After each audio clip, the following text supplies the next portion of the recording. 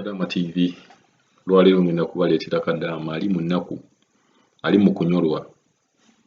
Manya buli muntu bw'abeera mu kunyolwa n'asindiikirizibwa akola ekintu ky'obadde tumusuubira. Mulabe bakadaama bangi abakola ebintu ebyewuunyisa, omuntu n'ovaayo bubi n'ogamba oyo akola atya ekintu ng'ekyo. Tekubeera kwagala wabula kubeera kunyigirizibwa. Bakadaama bano kwe bayitamu. Tweyongera okubeera nga tukaabira gavumenti, tusaba gavumenti esobole okubeera nga eggulawo ekisaawe ky'Entebbe, bakadaama babuukinge nga bubuukinzi oba bankuba kyeyo bonna babuukinge bubuukinzi tiketi zijje bajje nga buze mu Uganda. Ngenda bateerako eddoboozi lya Kadaama ono eyenyiwiddwa ng'era agamba ssaawa yonna ayinza okukola ekintu ky'atayagala kukola mu bulamu bwe. Naye okunyigirizibwa kuno kwonna kuva mu maka gye bakola. Omuntu n'osuubira ng'ova wano e Uganda n'ogamba gy'ogenda okubeera, ogenda kubeera mu mbeera nnungi, ogenze kuyamba muntu ku mirimu gye, naye akuyambe akuwe ssente. Naye n'otuuka eyo ng'embeera gye wasuubira si bw'eri. Njagala owulirize bulungi embeera Kadaama ono gy'ayitamu, na kiki ky'alowooza oba ky'asuubira okuzzaako. Tubasaba muggulewo ebisaawe, kintu kyangu nnyo, munoneeyo n'abaana ebweru. Ennyonyi twazigula era ennyonyi zaffe nga bannayuganda. Wuliriza Kadaama ono.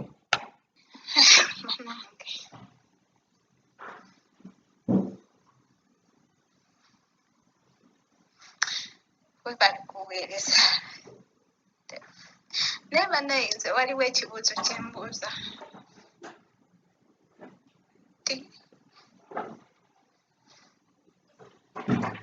Obulamu bwange newe nina amaziga ku mutima lwakuba sikyagala kaaba nakuwuka. Naye ngenda ne ndowooza eŋŋamba lwaki n'ensaba ompe ku magezi. Bwe nnali njija bantuwa ennamba, ng'ennamba ya ofiisi akaŋŋambe we tutuukira. Naye ono gayi n'ew'omuweereza message tali kuddamu, ate abeera online. Naye nze nina mpulira omutwe guŋŋamba lwaki tebatuyamba ffe ng'abali mu maani abamago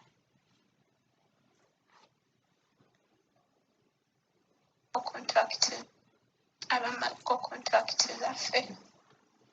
Bakama baffe ne batusuula ku ofiisi ne tumanya nti tuli eyo. Kubanga gavumenti ndaba nga tetuyambye, tenguwulira obulumi, tugumiikiriza ekisusse. Obutuufu n'obeerawo ng'oguma olina essuubi. N'ebintu bye bagamba okugezaako bigaanye, kubanga sirina paasipooti yange, sirina wadde n'ekimu. Onoonya w'otandikira tolabawo, omuntu n'obasitaaka ng'omutwe gukuluma. Olowooza buli kimu ne kigaana. Osobola beera wamutu nga tokola.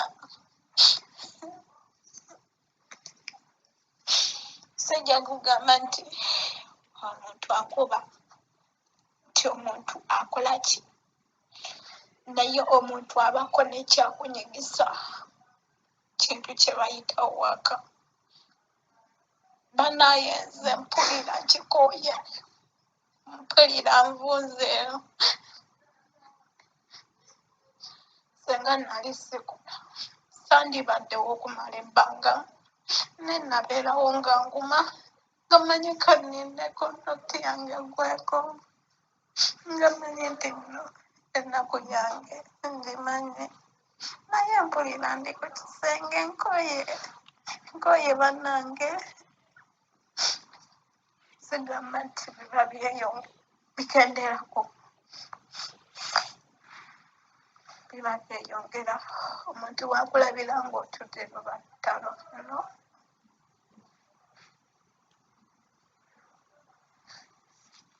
nsirika ne kati mpulira ngumye ekisusse nina ekintu ekinga muntu oyinza okukola omuntu ekintu by mistake naye nga tomanyi naye nga lwa busungu buki majimbi ganfumita omuntu ayinza okusanga nga weekooyedde ng'olina ebirowoozo byo omuntu n'omukula ekintu so mbadde njagala nze no mirembe sirina kintu nakimu kinkyalenjinze naye ate ndowooza bwetyo gavumenti yaffe egenda okusalawo nti omuntu kyekirina okolebwa okutaasa kubanga nina obusungu bungi ku mutima nina ekinsindika okola ekintu kyensandikoze mu bulamu bwange ate nga njagala ogenda mirembe banamatu baneeza okaaba leero nenkyanulira mumaziga toli mbadde n'okuguma naye nga ngamba leero luwedde ninde enkya ndabe we binatandika leero luwedde kontrakiti yange ngibuzaako ennaku 2 oba 3 oba mwezi gumu nga nguma mu bulamu bwange ne kati mpulira sikyaguma abantu bano bakolera ebirungi kumala ebbanga naye akantu katono nnyo kakujja ku mulamu nga kussa kyotandikoze naye nga ate mbadde ngumye nina amajembi ku mutima